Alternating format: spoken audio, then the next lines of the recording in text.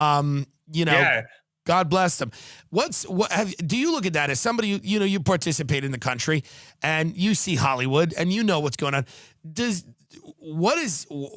I tend to think it is because Trump was kind of a creation of Hollywood. And they felt like you said in the beginning, when you turn your back on someone, when it comes from within, it's much harder to accept than when someone's always been outside of that sphere. But Trump is a creation of Hollywood. He was a Hollywood star, the biggest reality TV show of his era, But when you see people doing your job, you're a foreign affairs correspondent or an investigative reporter, whatever you want to call yourself. When you see people doing that on Twitter who have zero credentials and they are, actors, actresses, comedians, even some people calling themselves journalists, you have taken real risks. Like you live in Brazil because of the stories you've broken.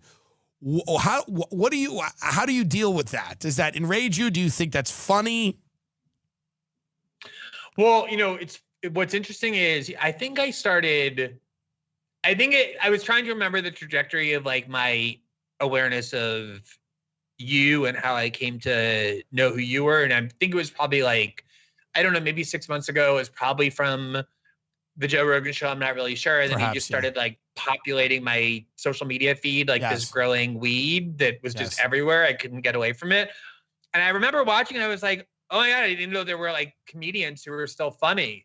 Well, I thought they were just all like Jimmy Kimmel who, like called Jared Kushner an asshole, or like Stephen Colbert who like talk about how Donald Trump sucks Vladimir Putin's penis, like just sort of like a slightly more crude version of Nancy Pelosi. Like that basically has become what mainstream comedy in the United States is now. It's complete. It's not only not funny, it's pathetic. It's just like all fear driven. It's like just trapped in these, like this most stale and primitive orthodoxies. So I think that it isn't just comedy, but like every aspect of culture. You see it with films now. You see it with art, with everything, that it has all become kind of corrupted and contaminated by the Trump years in a way that very few people have been able to escape.